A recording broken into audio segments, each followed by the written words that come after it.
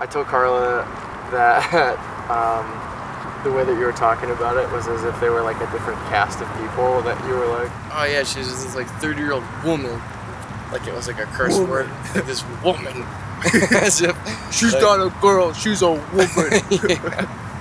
And Carla she's was a lady. Like, what the fuck? I don't know. I think it's a big enough age difference. When her and I met up the other night at her place, she asked me how old I was, and I was like, Yeah. I told her 22, and then she flipped out, and then I texted her later that I was 21. You look older than me. You could have been like, I'm 27. Yeah, I'm not gonna lie to her though. It's like I'm gonna. You did lie to her. Yeah. Alright, well then I said, okay, technically you could be like, I'm 22 this year. Like, and then I said I'm turning 22 in October, but I like mumbled the in October part. So there's enough of a gap where she got weirded out. You know, like that's 9 years of difference. I guess that's 9. So, well, 9's bigger than, 9's more than like I'm 25, she's 30, you're 21, she's 30. Yeah, so like, Matt, that's math. That's how math works. Okay then. Actually, like the day that I turned 21 until about halfway through 23 or 24, I just always said I was 21 when people asked me how old I was. Yeah. Like reactionary, like knee-jerk reaction. Especially like buying alcohol. People would be like, how old are you? 21. Just like, I'd like freak out. I just like wanted them to know that it was okay for me to get it, but that I, you know. She's like, okay, you know what? Age is just a number. And I was like, yeah, it's just a number. Let's relax. And then we had sex.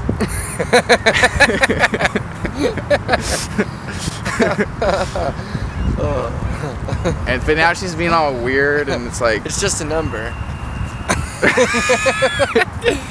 yeah, that's how it's seduced. Sex happens. Yeah, that's exactly how it went down.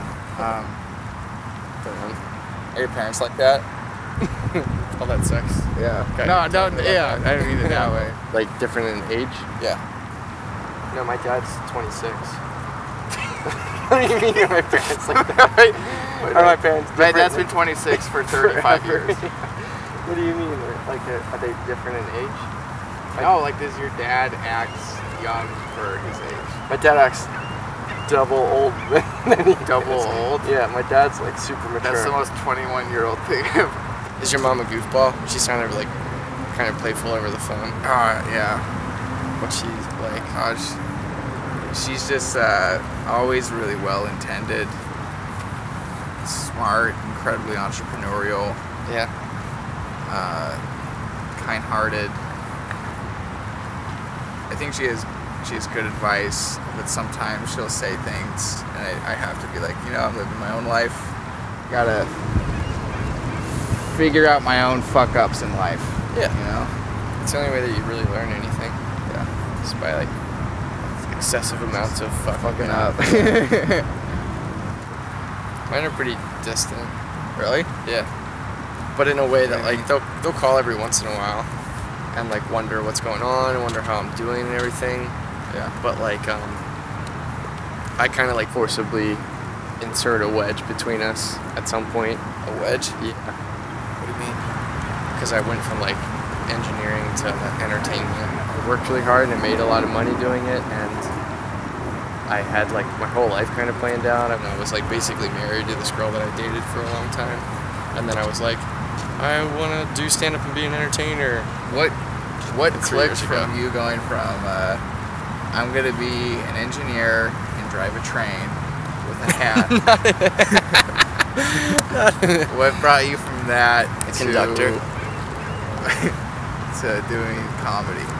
Coming home, trying to film things. I've always wanted to like film stuff and be in films, and I was like, how do I do? I was just sitting and I was just like, how the fuck do I do this? I was talking to a bunch of guys from town who were like all caught up in the pipeline of dreams. You know, they were just like talking about dreams and talking about wanting to make movies, and yeah, it's so easy to be like, one day I'll be fantastic at this and like playing an instrument, or like one day I'll make money doing this, I'll make a living. And you're like, oh cool, what steps have you taken towards that?